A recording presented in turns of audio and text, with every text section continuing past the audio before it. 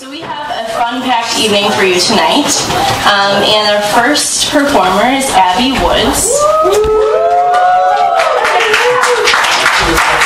I'll give you a little information about Abby. She's 18 years old. She was born in Waukegan, Illinois, and moved to Kenosha at age 5. She's lived here with her mother ever since. Although high school was definitely a struggle, she had just graduated from Indian Trail School and Academy and plans to attend college Lake County in the fall. Abigail attended a poetry slam camp at Gustavus Adolphous Liberal Arts College. Did I say that right? In Minnesota, where she was mentored by famous slam poets such as Demoulder, Hillborn, along with Matthew Cuban and Henzbo. She intends to pursue a career in slam and spoken word poetry. Usually very introverted, Abigail completely transforms on stage and all of her anxiety washes away. Abigail suffers from severe depression, anxiety, ADHD, and trauma, but writing and performing on in her own words, is her coping mechanism of choice. So please help me welcome Abby Woods.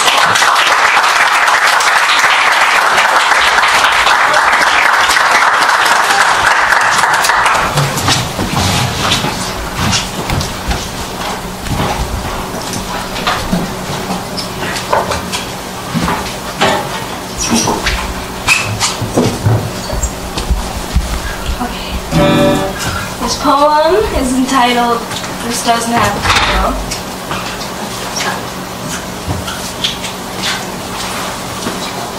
In the front seat of your car, a cigarette not yet lit between your cracked lips, you turn towards me, reluctantly. I could see the end in your eyes.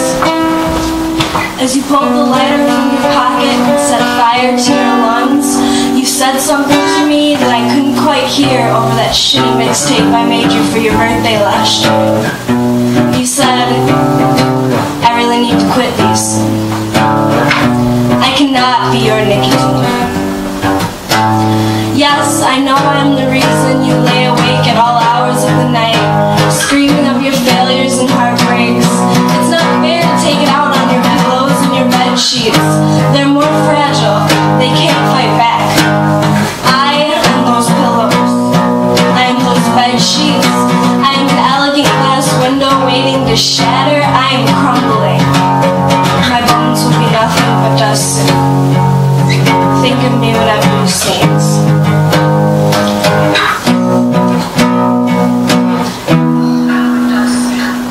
Tell me, why do I bother to speak when my words don't even flow through your body like poetry anymore? I can't choke out a word without bawling. I'm not a poet. I'm a suicide note. These vocal cords are now electric fences from continuously crying out your name, hoping, pleading that you would hear me, screaming at the universe until I could not handle the agony of your shock therapy anymore. This is not a beautiful pain. Misery is not beautiful. In the front seat of your car, cigarettes lit between both our lips. You said that you often hear a bizarre ringing in your ear. You are completely unaware of where it came from or how it began, but it gives you assurance that you are still breathing, still existing. You said it was remarkable, and never stopped screaming. And like this, I keep you alive.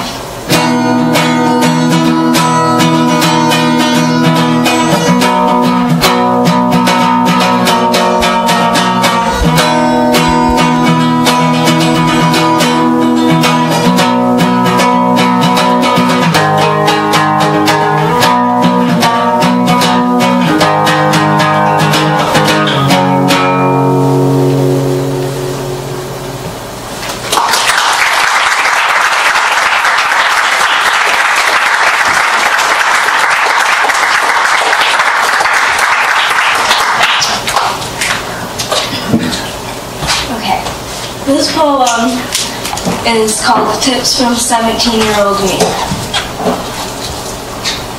1. At 6 o'clock a.m. you will be woken up by that old song you used to love by some shitty band that you thought was so beautiful. The one that instantly brings you back in time to that moment that you thought you had it all figured out. Cry. Start it over. Sing your fucking heart out. Don't stop singing until your throat turns to ashes. Don't stop crying until you are surrounded by the ocean. 2. When you're staring in the mirror, picking out every flaw, look deeply into your eyes. Your beauty is in the stories told by the patterns spanned across your coffee brown irises. Do not stare at your thighs in disgust. Stop staring at old pictures of yourself before you cut off your hair. This made you who you are, and you are so beautiful. 3. A number on the tag of your jeans couldn't possibly describe the beauty of your hip bones. You do not need to stay a 00 forever. You were created this way for a reason. The scars show your journey to happiness. You are still on the way. You have not quite made it yet. But even so, you are still so beautiful. 4. Remember the hardcore boy with the I don't give a fuck attitude that you met the summer before junior year? Remember how his rough hands gripped your exposed skin, the lies you could taste like acid on his tongue, but it was a magnificent trip. Forget his name. Forget his face. Forget the time he told you he could stay right in this moment forever. He lied. Forget him. But never forget the way he made you feel. Don't forget the times he cried in your arms while you listened carefully, your head on his chest and eyes watering, but you never cried. Those are the times you should cherish. The memories of a love that seemed unbreakable, but sweetheart, love dies. 5. I know the cherry of your cigarette often resembles a light at the end of this tunnel. It is not. It will burn you. It will leave scars.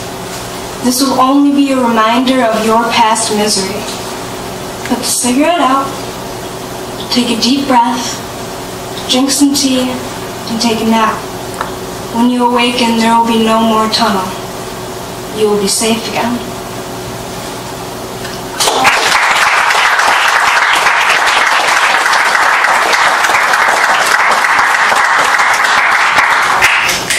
Okay.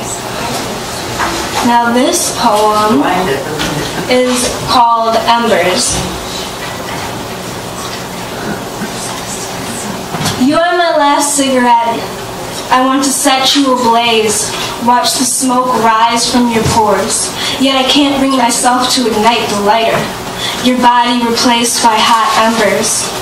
I want to smoke you down to the filter. As relief flows through my veins, you will eventually disappear.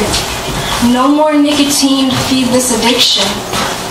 We all become ash eventually.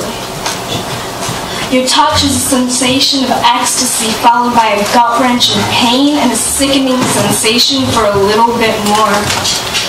You are morphine and I am sedated. The last high is never the last high. I can still taste the ashtray on my tongue. When I promised to quit smoking, I fucking lied. Do you understand what an addiction is? I don't have to say sorry. I don't have to apologize for falling victim to a trap built specifically my size. I was lost in this never-ending forest and you held out your hand. Why should I apologize for taking your hand? For finding a way out of this labyrinth and grabbing on with everything I had. I gave you everything I had.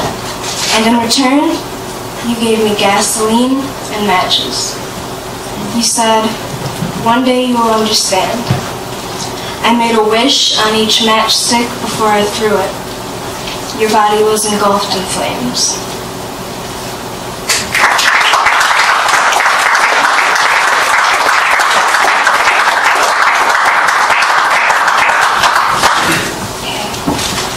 This one is called Red.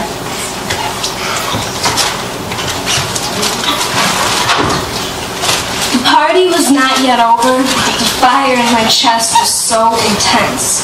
I needed to scream, but you always had such a tight grip around my throat, so I clenched my eyes shut. Try to forget. I'm 6 years old again. My mother's face stained in various shades of red. He's standing over her, and when he turns his head to glance at me, our eyes meet. His are not empty for once. I learned young that love is gasping desperately for your breath.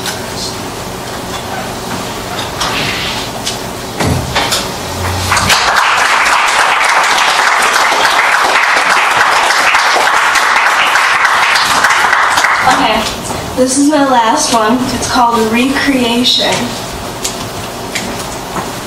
I want to make homes of abandoned houses. Create something beautiful. I want to recreate something. Recreate myself. I want to plant flowers in cemeteries, bringing the dead back to life, but this time is something so much more beautiful. You see, the beauty of life is that there's a guarantee of death.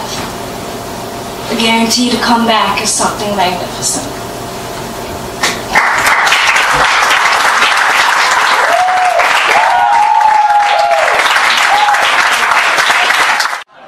Okay, what is your name? My name is Abigail Woods. All right. You know, I'm going to come in a little bit. I'm going to ask you to do it again. And if you could project a little bit, because this is quite the crowd to fight from. All right. So, what's your name? My name is Abigail Woods. Where are you from? I'm from Waukegan, Illinois, but currently I live in Kenosha, Wisconsin. Okay, and you're going to look right in there.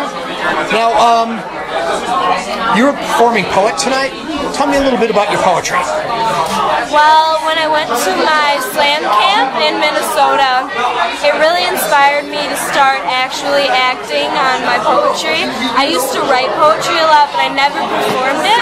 But once I performed it in Minnesota and I got mentored by like Hillborn and all of those people, I realized that I really wanted to pursue a career in it. So I've been trying really hard to perform wherever I can and just get myself out there so I can eventually make it somewhere with this. Okay. Why did you go to poetry camp? Were there other issues other than wanting to be a poet? There's certain stuff that was alluded to in the intro. Yeah, I have a lot of like family issues and just like mental health issues, and I feel like my writing is a form of coping. So when I write, I can let out all my emotions that I can't let out with my words. And when I write it down and then I perform it and I get on stage, I can actually let it out. But in regular life, when I'm just trying to talk about things, it doesn't work very well. So I went to poetry and I just got all my emotions out in there so I can perform them in front of people and they can know how I actually feel. It helps me cope. Where was the poetry camp? It was in Minnesota, St. Paul, at Gustavus Adolphous Liberal Arts College. Okay. What types of things do they school you on there? They taught me breathing techniques. They taught me how to like put all of my emotion into what I was saying, but not too much emotion, you know. They taught me how to like use my hands and stuff to project my emotion, and they really just mentored me on how to perform and how to still stay myself while I was performing. Okay. And you said you want to get make a living doing this. How would you see that happening? Well, I plan on moving to Minnesota or Chicago, where there's a bigger poetry scene for like the slam poetry and spoken word. So hopefully, I am going to perform as much as I can and see if I can end up on big stages, you know, like Hillborn. He put out an album of his spoken word, so hopefully one day I'll get to that point, and that's just my dream. Anything else you want to say before I turn this off? Stay positive.